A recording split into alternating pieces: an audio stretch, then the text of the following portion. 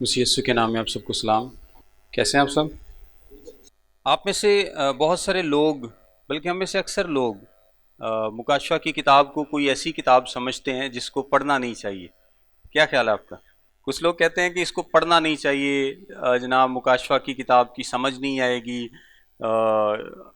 इसको पढ़ना नहीं चाहिए, ये पढ़ के खौफ आएगा, डर लगेगा, और इस तरह की बहुत सारी बातें जो हैं वो मुकाशवा की किताब को लेकर बनाई गई हैं। लेकिन अगर आप इस लफ्ज पर ही गौर करें, मुकाशफा लफ्ज पर, तो ये अंग्रेजी में क्या है? रेवलेशन। और रेवलेशन किस चीज से बनता है? रिवील से। रिवील किया जाना, जाहिर किया जाना। रिवील किया जाना, जाहिर किया जाना, इसका मतलब क्या है कि चीजों को रिवील किया गया है, खोला गया है, उनका मतलब मफहूम बयान किया गया है, उनको खोल कर बयान किया गया है। तो जब खुदा ने किसी चीज को रिवील किया है तो इसका क्या मतलब है कि लोगों को उसको पढ़ने की, समझने की जरूरत है। और ये जो लफ्ज है रेवलेशन के लिए, ये है एपोकलुप्सिस। एपोकलुप्सिस, जिससे एपोक्लिप्स अंग्रेजी का लफ्ज निकला है, और इसका मतलब है to reveal, to uncover, to unveil. और यानी ये एक ऐसे सेंस में इस्तेमाल हुआ है, जब किसी पर्सन के लिए इस्तेमाल हुआ है, तो जब कोई पर्सन विजिबल हो जाता है, यानी वो दिखना शुरू हो जाता है, वो जाहिर होना शुरू हो जाता है। जब किसी पर्सन के लिए इस्तेमाल हो तो इसका क्या मतलब है कि वो अब विजिबल है, दिखना शुरू हो गया है, जाहिर होना शुरू हो गया है। यानी वो बहुत सारी बातें जो पहले विजिबल नहीं थी, जो पहले रिवील्ड नहीं थी, जो पहले कवर्ड थी, अब उनको क्या कर दिया गया है? जाहिर कर दिया गया है, उनको अनकवर कर दिया गया है, उनको रिवील कर दिया गया है। यही मुकाशफा का मतलब है। और रिवील किसने किया है? खुदा ने। और अगर आप इसकी थोड़ी सी हम थीम पर बात भी करेंगे, अगर आप देखें तो ये सारी चीजें किसके बारे में रिवील की गई हैं? खुदावंद यीशु मसीह के बारे में, खुदावंद यीशु मसीह की दूसरी आमद के बारे में। और अगर आप ये सोचें कि मुकाशफा की किताब अगर ना लिखी जाती, हम इसी प्रेमिस को अगर ले लें कि जी इसको पढ़ना नहीं चाहिए, पढ़ के डर लगेगा, खौफ आएगा, ये वो, तो अगर मुकाशफा की किताब ना लिखी जाती तो हमें यीशु मसीह की दूसरी आमद के बारे में कैसे पता चलता? उसकी तफसील हमारे पास ना होती, उसकी तफसील हमारे पास ना होती। सो मुकाशफा में बहुत सारी सच्चाइयां बयान की गई हैं। इसकी टोटल 404 वर्सेस हैं। और मैं एक इंटरेस्टिंग आपको बात बताऊं कि पुराने अहदनामे से एक भी डायरेक्ट कोट नहीं है मुकाशफा में।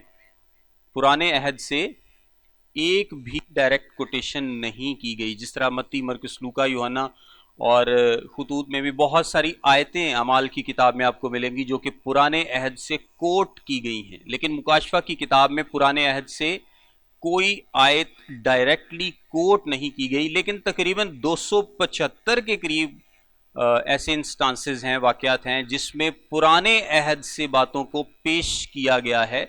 डायरेक्ट कोटेशन नहीं है, लेकिन लिंक्ड बातें हैं पुराने अहद से। और ये वाहिद किताब है जिसको फरिश्ता लेकर आया है, जिसको फरिश्ता लेकर आया है, और ये फरिश्ते के ही जरिए से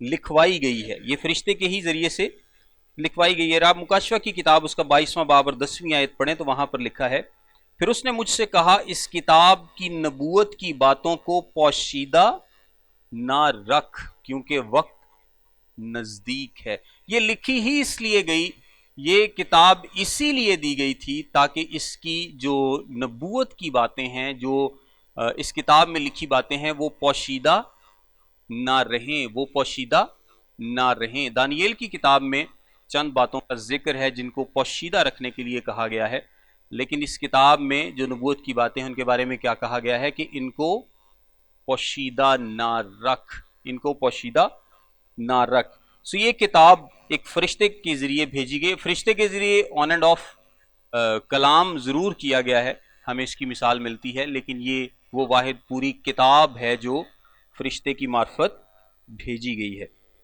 अच्छा, ये किताब जाहिर क्या करती है? ये किताब यीशु मसीह को जाहिर करती है। ये किताब किसको जाहिर करती है? यीशु मसीह को। ये एक बरकत से शुरू होती है और बरकत पर ही खत्म होती है। मुकाशफा की किताब एक बरकत से इसका आगाज है और एक बरकत पर ही इसका इख्तिताम है। और ये किसको पेश करती है? यीशु मसीह को। यीशु मसीह के अलावा ये बहुत सारी और बातें जाहिर करती है, जिसके लिए अगर मैं आपको बताऊं तो इसमें चर्च के लिए वार्निंग मौजूद है अगर चर्च में गुनाह है।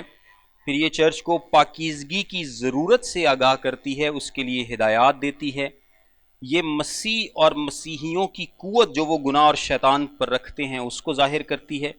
ये ईमानदारों की फतह को जाहिर करती है जो मसीह के लिए कत्ल हुए, शहीद हुए। ये सिताइश के जलाल को जाहिर करती है, इंसानी ज़िंदगी के इख्तिताम को जाहिर करती है, खुदा की निजात के मंसूबे और उसकी फतह को जाहिर करती है, मुखालिफ मसीह के बारे में इंफॉर्मेशन देती है, हर मजदून की जंग के बारे में बताती है, मसीह की बादशाहत के बारे में बताती है, नए आसमान और नई ज़मीन के बारे में बताती है, यीशु मसीह की अल्टीमेट फतह के बारे में बताती है, गुनाह और शैतान के खात्मे के बारे में बताती है। सो ये बहुत सारी बातें क्या करती है? बताती है। मुकाशफा की किताब बहुत सारी बातें बताती है। और अगर आप थोड़ा सा कंपैरिजन करें पैदाइश की किताब का और मुकाशफा की किताब का, पैदाइश और मुकाशफा। पैदाइश क्या है? पहली किताब है, कलाम मुकद्दस की पहली किताब है जब खुदा ने इंसान से कलाम करना शुरू किया। खुदा ने, और खुदा के बारे में हमारे पास जो भी इंफॉर्मेशन मौजूद है वो कहाँ पर है? कलाम मुकद्दस में। और इसके अलावा खुदा के बारे में जो आप लिखी हुई कही इंफॉर्मेशन है उस पर यकीन नहीं करते, नहीं कर सकते।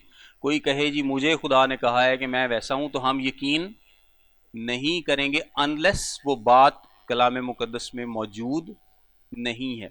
और किसी ने एक खूबसूरत बात कही थी, उसने कहा कि अगर कोई खुदा के बारे में आपको ऐसी बात बताता है जो कलाम मुकद्दस में मौजूद नहीं है तो इसका क्या मतलब है? कि वो सच्चा नहीं है।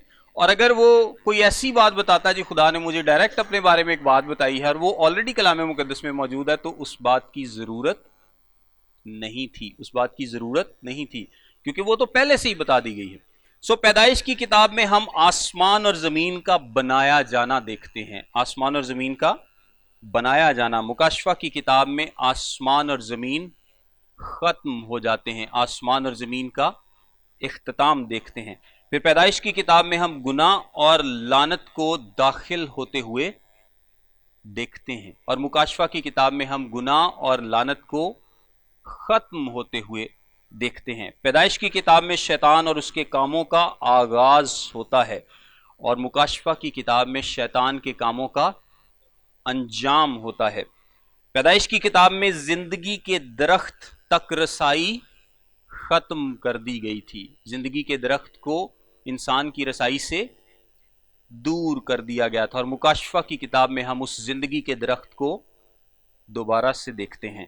फिर पैदाइश की किताब में मौत दाखिल होती है, मौत का आगाज होता है और मुकाशफा की किताब में मौत का इख्तिताम होता है, यानी मौत खत्म हो जाती है। पैदाइश की किताब में गम जो है, गिरवाजारी और गम और हर तरह की मुसीबतें जो हैं इनका आगाज होता है और तमाम किस्म का गम मुकाशफा की किताब में ख़त्म हो जाता है। फिर इसके अलावा पैदाइश की किताब में निजात दहिंदे का वादा है और मुकाशफा की किताब में निजात दहिंदे का अल्टीमेट गलबा हम देखते हैं कि किस तरह से जो निजात का मंसूबा पैदाइश की किताब में जिसका आगाज हुआ था, मुकाशफा की किताब में किस तरह से वो पूरा होता है। सो अगर आप थोड़ा सा ध्यान करें तो जो किताब है वो बेसिकली क्या है? वो जाहिर करती है, वो चीज़ों को जाहिर करती है, रिवील करती है, इसीलिए ये रेवलेशन है, ये रिवील करती है, अनकवर करती है। ये क्या है? ये किताब की इसेंशियल नेचर है, ये किताब की नेचर है, फितरत है। ये किताब बेसिकली जाहिर करने के लिए है, चीज़ों को जाहिर करने के लिए है, उनको छिपाने के लिए नहीं है। सो नेक्स्ट टाइम आप में से कोई भी मुकाशफा की किताब को पढ़ते हुए घबराए ना, और ये ना सोचे कि यार इसको पढ़ने से पता नहीं क्या हो जाएगा। ये किताब है ही इसलिए ताकि चीजों को जाहिर करे और दिखाए, जाहिर करे और दिखाए। दूसरी बात जो इस किताब की है वो है इसका थीम। इस किताब की नेचर क्या है कि ये चीजों को जाहिर करती है। इसका थीम क्या है? इसका थीम है यीशु मसीह। इसका थीम क्या है? यीशु मसीह। आइए मेरे साथ देखें मुकाशफा की किताब, उसका पहला बाब, पहली आयत से मैं पढ़ूंगा। लिखा है, यीशु मसीह का मुकाशफा जो उसे खुदा की तरफ से इसलिए हुआ कि अपने बंदों को वो बातें दिखाए जिनका जल्द होना जरूर है। किसका मुकाशफा है? ये यीशु मसीह का मुकाशफा है। ये किसका मुकाशफा है? यीशु मसीह का मुकाशफा है। यीशु मसीह का मुकाशफा है। ये किताब यीशु मसीह के बारे में भी चीजों को रिवील करती है, यानी ये of revelation of Jesus Christ है, और इसकी मिल्कियत भी किसकी है? यीशु मसीह की है। ये किसने दिया था? खुदा ने। ये मुकाशफा यीशु मसीह को किसने दिया है? खुदा ने। क्या लिखा है? जो उसे खुदा की तरफ से इसलिए हुआ कि अपने बंदों को वो बातें दिखाए जिनका जल्द होना जरूर है। सो ये बातें जो बहुत सारी बातें रिवील करती है, इसका मेन थीम क्या है इस किताब का? यीशु मसीह, खुदामंद यीशु मसीह। अनाजील पर अगर आप गौर करें तो अनाजील यीशु मसीह की जमीनी जिंदगी को बयान करती हैं जब वो इस जमीन पर आया था। तो अनाजील में क्या बयान किया गया है कि उसे रद्द किया गया। उस वक्त वो कहां पर पैदा हुआ था? एक चरनी में। उसकी पैदाइश, उसकी पहली आमद कहां पर हुई थी? चरनी में। लेकिन उसकी दूसरी आमद जलाल वाली होगी। अब की बार वो जलाल के साथ वापस आएगा। पहली आमद कैसी थी? चरनी में थी, हलीमी के साथ थी। उसको मारा गया, उसको पीटा गया, उसको कत्ल किया गया, उसको सलीब दिया गया। लेकिन अब की बार जो आमद है वो एक जलाली आमद है। अब की बार वो क्या कर रहा है? अपने दुश्मनों से मारे जाने के लिए नहीं, बल्कि अब की बार वो अपने दुश्मनों को कत्ल करने, उनसे बदला लेने, उनको खत्म करने के लिए, और उन तमाम ईमानदारों को जो कि उस पर ईमान लाएंगे अबदी जिंदगी देने के लिए आएगा। सो ये पहली और दूसरी आमद का फर्क है। अनाजील में उसकी पहली आमद को बयान किया गया है कि उसकी पहली आमद की नेचर क्या थी। मुकाशफा की किताब उसकी दूसरी आमद को बयान करती है कि उसकी दूसरी आमद कैसी होने वाली है। उसकी दूसरी आमद कैसी होने वाली है। और ये देखें, ये मेरे आपके लिए, शागिर्दों के लिए, सबके लिए कितनी एनकरेजमेंट की बात थी जो यीशु मसीह पर ईमान ला रहे थे। इस चीज को जाहिर करना, रिवील करना कि जिस यीशु पर तुम ईमान ला रहे हो, जिस यीशु को तुम मानते हो, जिस यीशु को तुम सबसे बड़ा बादशाह, बादशाहों का बादशाह, खुदावंदों का खुदा मानते हो। दुनिया मजाक उड़ाती है, रोम के लोग, ग्रीक लोग, यहूदी लोग मजाक उड़ाते हैं कि ये जो बादशाहों का बादशाह, इसे तो कत्ल कर दिया गया है। और आपको पता है कि कलाम में लिखा है कि सलीब का पैगाम हलाक होने वालों के नजदीक तो बेवकूफी है। जब ये लोग शागिर्द जाते थे और यीशु मसीह के बारे में लोगों को बताते थे तो लोग इनको क्या कहते थे? ये बेवकूफी का पैगाम है। यानी पैगाम क्या दे रहे हैं कि जी बादशाहों का बादशाह, सबसे ताकतवर आदमी, इस दुनिया का खल्क करने वाला, इस दुनिया को क्रिएट करने वाला, इस दुनिया में आया। और फिर अंजाम क्या बताते थे? कि लोगों ने उसको कत्ल कर दिया। तो कोई भी यकीन नहीं था करता, क्योंकि बादशाहों का ये कॉन्सेप्ट नहीं था। वो कहते थे ये तो कोई बेवकूफी का पैगाम लिए फिरते, इसीलिए ये आयत लिखी गई, हलाक होने वालों के नजदीक बेवकूफी है। वो समझते थे ये बेवकूफाना पैगाम है। अगर वो इतना ताकतवर है, इतना वो पावरफुल है, किंग ऑफ द किंग्स है, इतना वो पावरफुल है, तो उसको कत्ल कैसे कर दिया गया? इंसानों की क्या मजाल के पहले तो उनको यही यकीन नहीं था कि इतना पावरफुल बादशाह इतनी हलीमी की जिंदगी गुजारेगा और इस तरह से उसको मारा पीटा जाएगा, इवन के सलीब तक दे दिया जाएगा। लेकिन मुकाशफा की किताब बयान करती है कि यही यीशु मसीह जिसको सलीब दिया गया, ये किस जलाल के साथ वापस आएगा। और ये हमारी आपकी सबकी उम्मीद है, ये हमारी आपकी सबकी उम्मीद है कि एक दिन वो जरूर आएगा। और दुआ भी यही की गई है, मुकाशफा में भी यही दुआ की गई है, हम भी यही दुआ करते हैं कि खुदा यीशु मसीह तू जल्द आ। रूह और दुल्हन कहती हैं आ, हम कहते हैं कि आ जल्द खुदा यीशु मसीह आए ईमानदारों की रूहें क्या कहती हैं कि वो जल्द आए, जल्द आए। और इसलिए भी क्योंकि जो ईमानदार लोग हैं जब वो देखते हैं कि किस तरह से खुदा के नाम की तजलील की जाती है, तो वो ये भी सोचते हैं कि ये सारा जो सिलसिला है ये बंद होना चाहिए। कभी कभी मैं सोचता हूँ कि जो लोग खुदा के नाम को गालियां देते हैं, एक तो है ना कि चलें वो ईमान नहीं लाते हैं, मसीही नामी मसीही हैं, लेकिन वो यीशु मसीह को बुरा भला नहीं कहते। लेकिन आप दुनिया में ऐसे भी लोग देखेंगे जो कि बाकायदा मजाक उड़ाते हैं, तौहीन करते हैं, गालियां देते हैं, हर तरह का वो काम यीशु मसीह के खिलाफ करते हैं, लेकिन फिर भी वो जिंदा हैं, इवन के बूढ़े तक होते हैं। ये खुदा का रहम आप देखें कि कितना रहीम है। वरना अगर कोई इंसान होता तो वो तो दूसरी दफा सबको तहस नहस कर देता, तो बिल्कुल खत्म कर देता। लेकिन ये खुदा का फजल है, ये उसका रहम है, और वो मौका देता है, बार बार मौका देता है, क्योंकि वो चाहता है कि सबकी तौबा तक नौबत पहुंचे। सो ये हमारे पास एक बहुत बड़ी उम्मीद है। इस उम्मीद को हमारे लिए मुकाशफा की किताब में बयान किया गया है कि हमारा निजात दहिंदा, हमारा बचाने वाला, हमारा सेवियर वो यीशु मसीह जिस पर हम ईमान लाते हैं, जिसके लिए हमने अपनी जिंदगियां वक्फ कर दी हैं। हमने सब कुछ छोड़कर दुनियावी, जिस तरह शागिर्दों ने पूछा था ना कि हम तो सब कुछ छोड़कर तेरे पीछे हो लिए हैं, तो हमें क्या मिलेगा। तो बेसिकली ईमानदारों के पास उम्मीद क्या है? ईमानदारों के पास उम्मीद है कि उनका निजात दहिंदा आने वाला है, उनका निजात दहिंदा एक दिन आएगा, और वो देर ना करेगा, और वो देर ना करेगा जैसी कि देर बाज लोग समझते हैं। सो ये यीशु मसीह के बारे में, उसकी मैजेस्टी, उसकी ग्लोरी, उसकी डियटी, उसके वंडर के बारे में, उसकी औसाफ के बारे में, उसकी ज़ात की खुसूसियात के बारे में बताती है ये किताब कि एक्चुअली यीशु मसीह की ज़ात है क्या, यीशु मसीह की शख्सियत क्या है। सो ये उसको रिवील करती है। ये मुकाशफा यीशु के बारे में भी है और यीशु मसीह का भी है, यीशु के बारे में भी है और यीशु का भी है, क्योंकि यीशु मसीह इस दुनिया में क्या रहा था?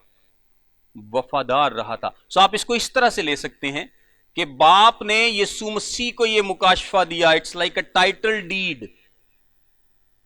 गौर से सुनिएगा, it's like a title deed.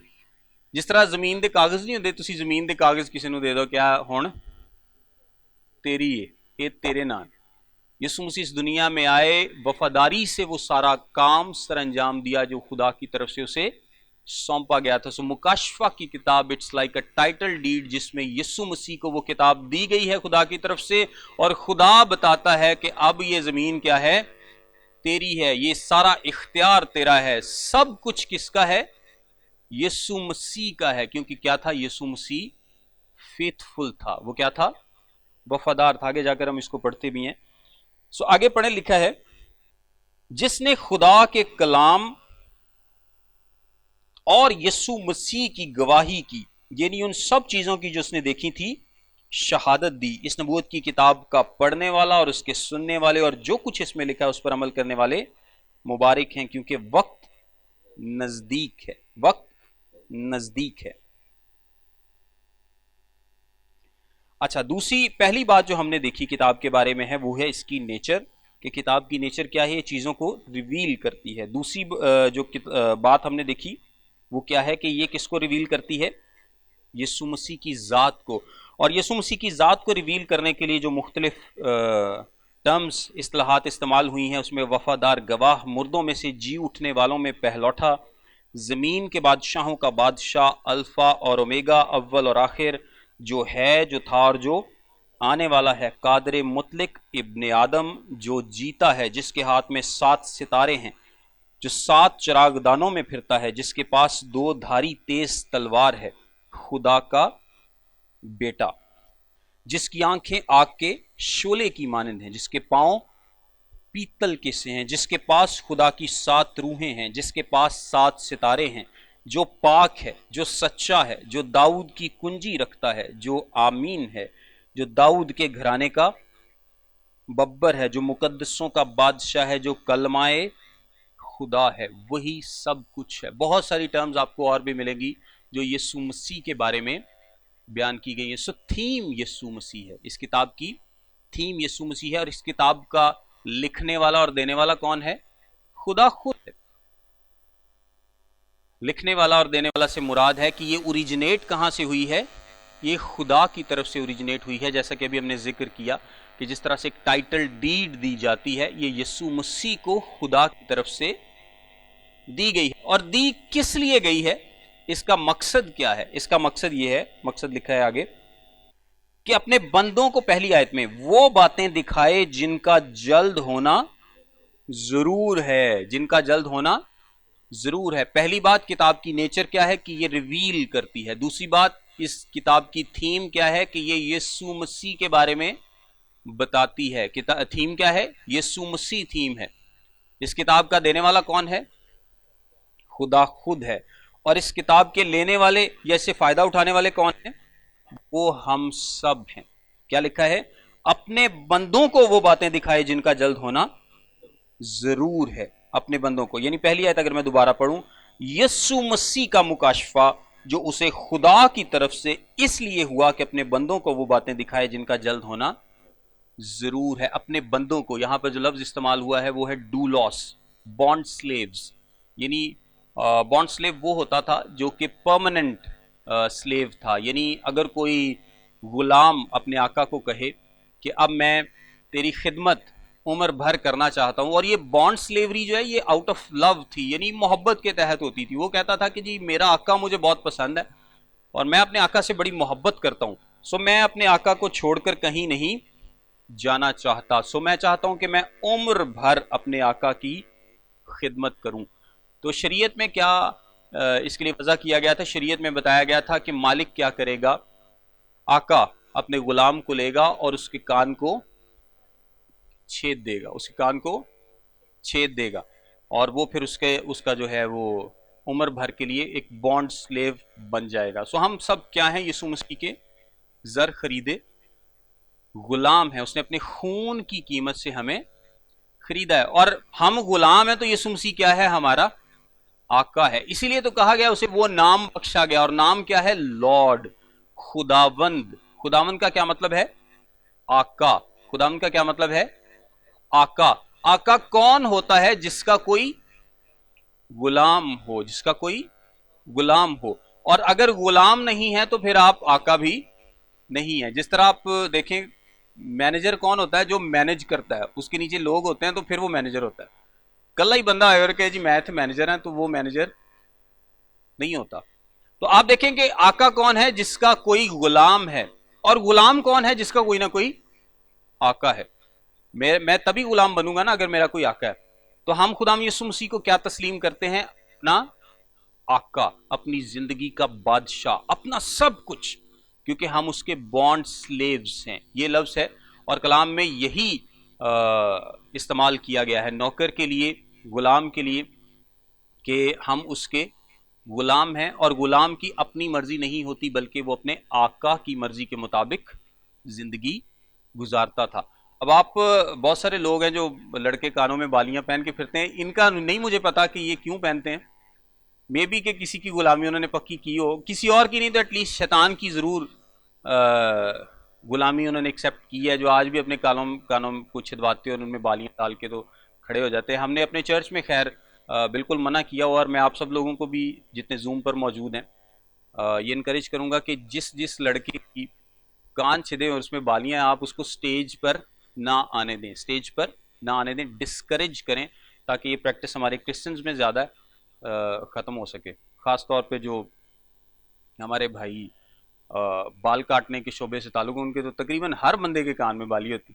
मुझे नहीं पता ये फैशन उन्होंने कहाँ से लिया। बहरहाल पुराने ज़माने में ऐसा होता था कि ग़ुलाम कुछ ऐसे होते थे जिनको इस हद तक दर्जा दे दिया जाता था कि वो दोस्त कहलाते थे, बादशाह के दोस्त कहलाते। सो ये हमें दोस्त भी कहा गया है, और हम ऐसे बेसिकली गुलाम हैं जो एलिवेट जिनको किया गया है और हम मिरास बनाया गया है। इसके रेसिपिएंट्स कौन हैं? हम हैं। और इस किताब का जो कैरेक्टर है, जो प्रोफेटिक कैरेक्टर है, वो क्या है? वो ये बताती है वो बातें दिखाए जिनका जल्द होना जरूर है।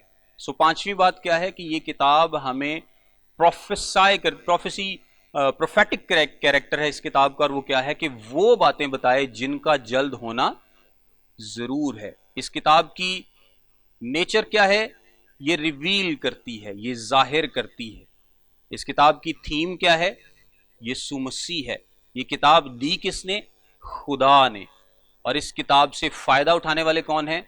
हम जो उसके गुलाम है। और इसकी जो प्रोफेटिक नेचर है वो क्या है कि ये बताती है उन चीजों के बारे में जिनका जल्द होना जरूर है। और ये जो जल्द के लिए लफ्ज इस्तेमाल किया गया है, ये बेसिकली तेजी के लिए, जल्द के लिए, ये वो लफ्ज है जो टाइम के जुमरे में आता है। यानी एक और भी जल्दी होती है जो वेलोसिटी के जुमरे में आती है, स्पीड के जुमरे में आती है, ये वो नहीं, बल्कि वक्त में जिनका जल्द होना जरूर है। कलाम में ये बहुत जगह पर इस्तेमाल हुआ है। और जैसा कि हमने डिस्कस किया कि इस किताब को एक फरिश्ते के जरिए दिया गया, और फरिश्तों का जिक्र आपको बार बार मिलेगा। चौथे, पांचवें, छठे, सातवें, आठवें, नवें, 10वें, 11वें, 12वें, 14वें, 15वें, फिर 16वें, 17वें, 18वें, 19वें और 20वें बाब में तकरीबन 67 टाइम्स आपको फरिश्तों का जिक्र मिलेगा। बहुत ज़्यादा फरिश्ते हैं इस किताब में। अगली बात पर आते हैं। इस किताब में एक और बड़ी अहम चीज़ है, और लोग अक्सर उसको लेकर बड़े सवाल भी पूछते हैं और बड़ा गौर भी करते हैं। हम उस पर भी गौर करेंगे जब उसकी बारी आएगी। कि इस किताब में 7 के अदद को बहुत इस्तेमाल किया गया है। 7 के अदद को बहुत ज़्यादा इस्तेमाल किया गया। ये थोड़ी मेन बातें हैं, आपको ये थोड़ा सा ज़हन में रखें। इसमें 7 का अदद काफ़ी ज़्यादा इस्तेमाल किया गया है। 7 रूहों का जिक्र है इसमें। 7 रूहों का जिक्र है, 7 चर्चेस का जिक्र है, 7 रूहों का जिक्र है, 7 चिरागदानों का जिक्र है, 7 सितारे हैं, 7 मोहरें हैं, 7 सींग हैं, 7 नरसिंगे हैं, 7 नरसिंगे हैं, 7 आंखें हैं, 7 गर्ज की आवाजें हैं, 7,000 आदमी, 7 सर, 7 फरिश्ते, 7 सोने के प्याले, 7 पहाड़, 7 बादशाह, 7 आफतें। ये इतने सारे 7 हैं जो कि मुकाशफा की किताब में हम आगे जाकर देखेंगे। इसके अलावा 7 मुबारकबादियां हैं। मुबारक हैं वो लोग, मुबारक हैं वो लोग, 7 मुबारकबादियां इसमें पाई जाती हैं। फिर 7 साल की जजमेंट है। 7 साल की जजमेंट है यीशु मसीह की आमद से पहले 7 साल की, जिसमें 3.5 साल अमन का दौर है और उसके बाद 3.5 साल जो है वो सख्ती का दौर है। इसके बारे में भी हम देखेंगे। फिर जो 7 लेटर्स लिखे गए हैं चर्चिस को, 7 चर्चिस को, उनकी 7 डिवीजन्स हैं। इसके अलावा 7 आई एम्स हैं, यानी खुदा के बारे में कलमात जो कि मसीह के बारे में है। और 7 ही डॉक्सोलॉजीज हैं इसमें। 7 ही डॉक्सोलॉजी बेसिकली एक हिम कह लें, एक गीत कह लें। जिस तरह कुदूस कुदूस कुदूस अक्सर इबादतों में हम पढ़ते हैं, कोई ना कोई प्रेज, कोई ना कोई एक शॉर्ट चीज़ जो कि खुदा की हमद के बारे में होती है। सो इस 7 डॉक्सोलॉजीज भी मुकाशफा की किताब में पाई जाती हैं। और बहुत सारे लोग पूछते हैं, अगर मैं मुख्तसर तौर पर बयान करूं तो 7 आपको पता है किस चीज़ का अदद है? कामलियत का, कंप्लीशन का, मुकम्मल होने का। 7 कामलियत का अदद है, कंप्लीशन का अदद है, मुकम्मल होने का दिन अदद है। 7वें दिन खुदा ने क्या किया था? इस दुनिया को बनाने से फारिग होने के बाद आराम किया था। और 7 थ्रू आउट द बाइबल आप देखेंगे कि 7 क्या है? कामलियत का अदद है। ये सारी चीज़ें कामिल होंगी, मुकम्मल तौर पर अपने इख्तिताम को पहुँचेंगी। जो जो इस किताब में बताया गया है, मुकम्मल इंफॉर्मेशन दी गई है, मुकम्मल तौर पर ये पूरा होगा। और यीशु मसीह के बारे में जितनी भी चीज़ें बताई गई हैं वो अपने पूरे तौर पर वो पूरी होंगी। चौथी आयत से पढ़ता हूं मैं। चौथी आयत से लिखा है, यूहन्ना की जानिब से उन 7 कलीसियाओं के नाम जो आसिया में हैं। आसिया को जब हम पौलुस रसूल के अमाल की किताब में सफ़र पढ़ रहे थे, जब हमने देखा था कि किस तरह से पौलुस ने पहला, दूसरा, तीसरा, चौथा सफ़र मुकम्मल किया, और जो लोग तो क्लास में मौजूद थे उस वक्त, तो आप जानते हैं कि हमने इन सारे इलाकों के बारे में डिटेल से सीखा था। आसिया बेसिकली क्या है? Asia minor, Asia minor. और ये आजकल क्या है? ये मौजूदा तुर्की है, ये मौजूदा तुर्की है। सो आसिया के इलाके में, खुतूत में आपको बार बार आसिया का जिक्र मिलेगा। इन 7 कलीसियाएं पाई जाती थी। अच्छा, आसिया के इलाके में और भी बहुत सारी कलीसियाएं थी, ये नहीं है कि ये सिर्फ 7 थी, क्योंकि पौलुस ने वहां पर बहुत ज्यादा काम किया था। ये और इफ्सियों की वहां पर जो कलीसिया थी वो मेन, इफ्सस में इफ्सियों की कलीसिया मेन थी। इसके अलावा और बहुत सारे कलीसियाएं थी। आसिया के साथ गलतिया अलग से एक सूबा था, फिर आसिया था, इसी तरह मकदूनिया था, और ये सारे इलाकों के बारे में हम पढ़ चुके हैं। सो आसिया की जो 7 अहम कलीसियाएं हैं उनके बारे में यहां पर जिक्र किया है। और जब हम आगे जाकर देखेंगे तो आप देखेंगे कि ये जो तरतीब दी गई है, यानी आसिया की कलीसिया के फरिश्ते को ये लिखो, और सॉरी इफ्सियों की कलीसिया, और उसके बाद आगे जितनी भी कलीसियाओं का जिक्र है, अगर कोई शख्स नॉर्मल रूट लेगा तो आप देखेंगे कि ये इसी रूट से इन 7 को विजिट करेगा। आप समझे मेरी बात कि अगर मैं एक इलाके से निकलूं और मैंने किसी दूसरे इलाके में जाना और रास्ते में बी सी डी 3 इलाके पड़ते हैं, तो पहले मैं बी में जाऊंगा, सी में, डी में, फिर मैं उस आखिरी में इलाके में जाऊंगा। तो अगर आप एक नॉर्मल रूट देखें तो जिस तरह से फरिश्ते के जरिए ये पैगाम कलीसियाओं तक पहुंचाया गया है, ये एक रूट बनता है कि कोई भी शख्स अगर जाए तो वो ये नॉर्मल रूट लेगा। बहरहाल ये एक इंटरेस्टिंग बात है। इसमें आगे देखें, लिखा है उसकी तरफ से जो है और जो था और जो आने वाला है, उसकी तरफ से जो है और जो था और जो आने वाला है। अच्छा, इसके बारे में मैं एक बड़ी इंटरेस्टिंग बात आपको बताता हूं। मेरे साथ एक लम्हे के लिए देखें जरा, मुकाशफा 4 बाब उसकी 8वीं आयत। यहां पर लिखा है जो था और जो है और जो आने वाला है। चौथे बाब की 8वीं आयत में क्या लिखा है? जो था और जो है और जो आने वाला है। अब 11वें बाब की 17वीं आयत देखें, मुकाशफा 11 बाब उसकी 17 आयत। यहां पे क्या लिखा है? और ये कहा कि ए खुदावंद खुदा कादिर मुतलिक, जो है और जो था, जो है और जो, तीसरा मिसिंग है यहां पे, आने वाला नहीं लिखा, क्योंकि जब हम यहां पर पहुंचे हैं तो वो आ चुका होगा, तो वो आ चुका होगा। सो पहले आप देखेंगे कि जो था, जो है और जो आने वाला है, और यहां पर आप देखेंगे कि ये जो आने वाला है ये अब नहीं लिखा गया। अगर आप 16वें बाब की 5वीं आयत देखें तो वहां पर फिर लिखा है ए कुदूस, जो है और जो था, तू आदिल है कि तूने ये इंसाफ किया। अगेन नहीं लिखा कि जो आने वाला है, क्योंकि अब की बार वो आ चुका है, अब की बार वो आ चुका है। सो यहां पर एक बड़ी खूबसूरत बात लिखी है, उसकी तरफ से जो है और जो था और जो आने वाला है, और उन 7 रूहों की तरफ से जो उसके तख्त के सामने हैं, और यीशु मसीह की तरफ से जो सच्चा गवाह और मुर्दों में से जी उठने वालों में पहलौठा दुनिया के बादशाहों पर हाकिम है, तुम्हें फजल और इत्मीनान हासिल होता रहे।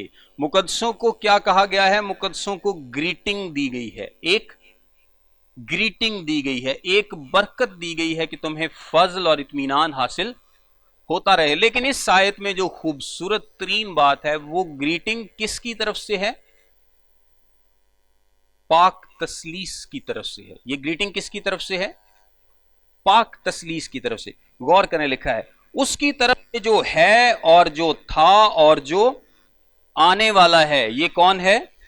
ये खुदा है, जो है और जो था और जो आने वाला है, और उन 7 रूहों की तरफ से जो उसके तख्त के सामने हैं।